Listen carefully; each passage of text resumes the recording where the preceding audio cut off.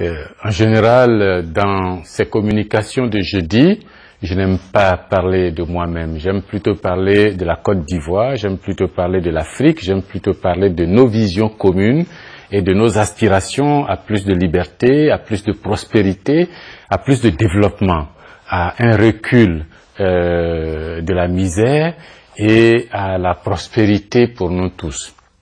Mais mes adversaires, à défaut de pouvoir disqualifier le discours, pensent qu'il faut disqualifier le discoureur. Ils utilisent tous les termes, c'est pas important. Mais j'ai vu passer ce matin un discours selon lequel si Coulibaly est si critique vis-à-vis de Ouattara, c'est parce que d'une part, il n'est pas ivoirien. Son Coulibaly s'écrit avec K. Donc ça c'est au Mali ou ailleurs qu'on trouve ça, mais pas en Côte d'Ivoire. Et puis d'autre part, c'est parce qu'il a tout fait pour se rapprocher de Ouattara. Et puis comme il a été rejeté, et c'est devenu une sorte d'aigreur, de rancune tenace qui motive son action. Ceux qui disent ça se trompent. Avant d'écrire ce type d'imbécilité, il faut aller poser la question à Alassane Ouattara lui-même, il faut aller poser la question à Gon Amadou lui-même, parce que ce que vous dites là est totalement faux. C'est même le contraire.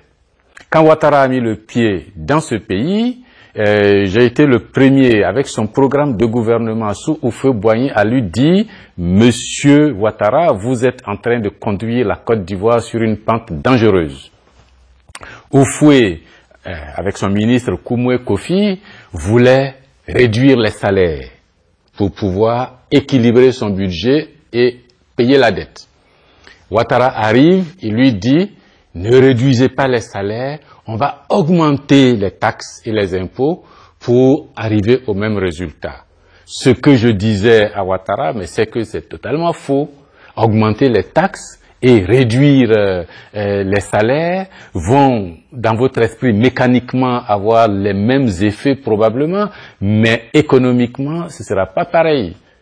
Et c'est en ce moment-là qu'il a fait les avances sur impôts, qu'il a fait l'ASDI, qu'il a fait la carte de séjour parce qu'il cherchait des milliards. Et le résultat, c'est que bon, ça tournait à l'ivoirité, à la xénophobie, à une rébellion et puis tout le reste. Et lui s'en est sorti tranquillement pour devenir président de la République.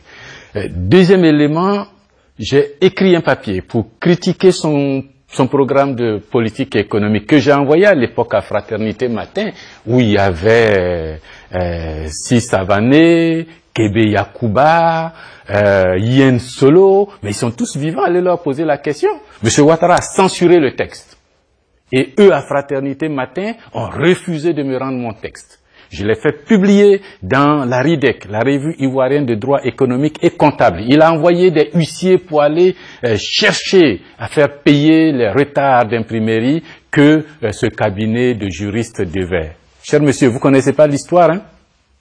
Vous ne connaissez pas l'histoire. C'est la première fois que j'appelais ce monsieur-là ici Ado, dans le Prado.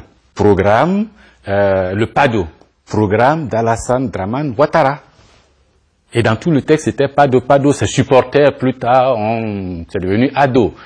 Vous connaissez pas l'histoire? Après ça, Gon Amadou m'a appelé à la primature pour me dire, bon, vous les enfants de pauvres, quand vous avez fait des études, que vous voyez que d'autres en ville gagnent beaucoup plus d'argent que vous, bon, ça crée une sorte d'aigreur chez vous, et puis ça vous rend méchant, vous écrivez chaque fois des textes comme ça. Alors Ouattara m'a demandé de vous appeler pour venir dans son bureau à la primature, pour voir dans quelle mesure on peut collaborer, et puis bon, vous allez voir, moi-même j'étais au BNET, c'est notre frère, il est venu, je suis avec lui ici, vous voyez, c'est pas mal, c'est mieux quand même que l'université, quoi.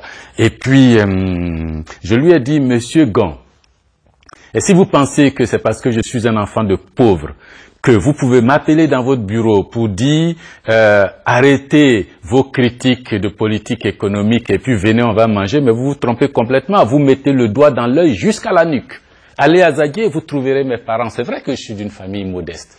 Mais jamais je ne vais envier des gouvernants qui volent, qui pillent, qui tripatouillent dans les textes. Et de surcroît, M. Ouattara est docteur en économie, certes, mais je ne suis pas sûr que lui et moi, nous ayons lu les mêmes livres d'économie. Nulle part je n'ai vu dans mes livres d'économie, dans ma bibliothèque, que la prison, que le lacrymogène, que la matraque étaient des instruments de politique économique. Lui, c'est ce qu'il a fait. Le 18 février était passé par là, il avait jeté pas mal d'enseignants de l'université, pas mal d'amis à moi en prison, déstabilisé complètement la Côte d'Ivoire. Et vous venez raconter que moi j'ai fait la cour à Ouattara pour pouvoir travailler avec lui. Et puis, la Banque mondiale, M. Kalderizi était à Abidjan, il m'a réveillé pour que j'envoie un dossier pour être recruté à la Banque mondiale. Je suis allé déposer mon dossier. M. Ouattara, quand il est venu aux funérailles de la femme de feu Philippe Yassé, ils ont mis le pied là-dessus. Jamais, monsieur, il n'ira pas là-bas, il n'a qu'à rester à l'université ici. Mais moi, je suis fier d'être universitaire. Je suis pas riche, mais je n'envie pas ceux qui sont riches que par le pillage de l'État. Jamais. Alors, quand vous écrivez des choses comme ça, il faut réfléchir, hein. Jamais, jamais, jamais. C'est vrai qu'il m'a appelé, mais j'ai dit non. Et puis quand vous allez dire qu'il est étranger, il est malien, et puis il met sa bouche dans les affaires de ce pays, moi j'aurais été malien que j'en aurais été fier. J'aurais été sénégalais que j'en aurais été fier. Burkinabé, j'en aurais été fier. Kenyan, soudanais, éthiopien, sud-africain, j'en aurais été fier. Parce que mon rêve, c'est que nous puissions faire sauter toutes ces frontières héritées de la période coloniale pour retrouver une Afrique intégrée, une Afrique d'hommes libres, une Afrique de libre circulation.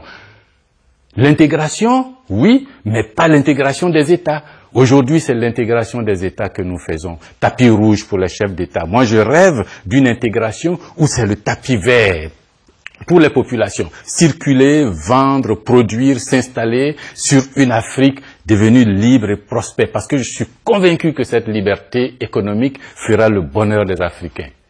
Alors, s'il vous plaît, trouvez des choses autres. Dites n'importe quoi. Mais n'allez pas dire que je suis allé faire la cour à Ouattara et que c'est parce qu'il a refusé que je suis comme je suis. Je suis comme ça avant que Ouattara n'arrive ici. Et je pense que je serai comme ça jusqu'à ma mort. Tant que j'ouvrirai ma fenêtre, que je verrai dehors la souffrance des populations africaines, je m'élèverai contre jusqu'à mon dernier soupir. Si vous pensez que cet engagement vaut la peine d'être encouragé, si vous pensez que ce rêve de l'Afrique vaut la peine d'être soutenu, alors il faut liker, il faut partager pour barrer la route au révisionnisme de toute nature. Il faut leur barrer la route.